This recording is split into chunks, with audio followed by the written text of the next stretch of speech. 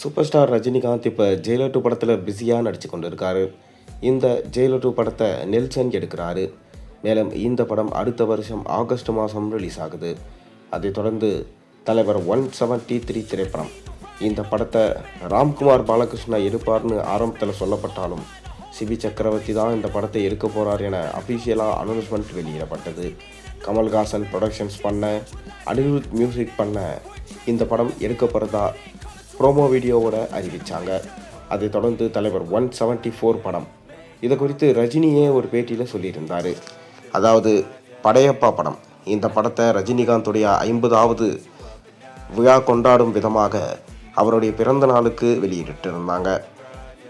படம் super duper hit. ஒரு rerelease படம் எந்த அளவுக்கு ஹிட் ஆகுமா என அனைவரும் எதிர்பார்க்கவே இல்லை. அதைத் தொடர்ந்து படையப்பா 2 படத்தை நான் எடுக்க போகிறேன் என ரஜினி சொல்லியிருந்தார். மேலும் அதோடைய சக்ஸஸ் பார்ட்டியுமே கொண்டாடியிருந்தாங்க. கூடிய விரைவில் படையப்பா 2 வரும். அதற்கான காலமும் சூழ்நிலையும் அமைந்தால் கண்டிப்பாக படையப்பா 2வை நீங்கள் எதிர்பார்க்கலாம் என ரஜினிகாந்த் சொல்லியிருந்தார். ஆனால் KS ரவிக்குமார் அதுக்கு முன்னாடி ஒரு கதையை ரஜினிகாந்திடம் சொல்லியிருக்காராம். அதாவது ஏற்கனவே அவர் எடுக்கிறதா நினச்ச ராணா கதையை தான் ரஜினியிடம் சொன்னாராம். ரஜினிகாந்துமே பார்த்தீங்கன்னா ராணா படத்தில் நடிக்கிறதுக்கு ரொம்பவே ஆசைப்பட்டார். இன்று வரைக்கும் KS ரவிக்குமாருக்கு ஃபோன் பண்ணி ராணா கதையை திருப்ப கேட்டுகிட்டே வராராம். ஆனால் ராணா படம் எடுக்கும்போது தான் ரஜினிக்கு உடல்நிலை சரியில்லாமல் போச்சு. தொடர்ந்து அமெரிக்காவில் மருத்துவமனையில் அட்மிட் ஆகி அதுக்கப்புறம் சரியாகி வந்தார்.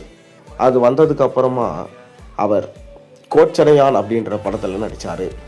ராணா படத்தோட கதையை மையக்கருவை எடுத்துக்கொண்டு அந்த படத்தை உருவாக்கியிருந்தாங்க.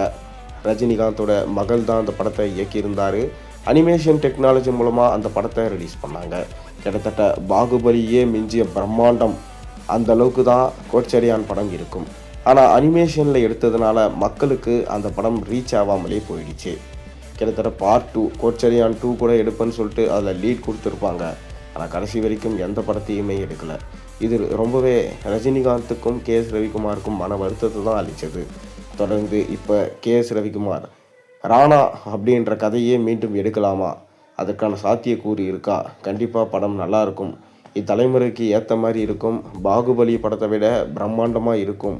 அதனால் இப்போ எடுக்கிறது இதுக்கான சரியான நேரம் என தொடர்ந்து அதற்கான ஸ்கிரிப்ட் ஒர்க்ஸையும் காமிச்சிருக்காராம் ரஜினிகாந்திடம்.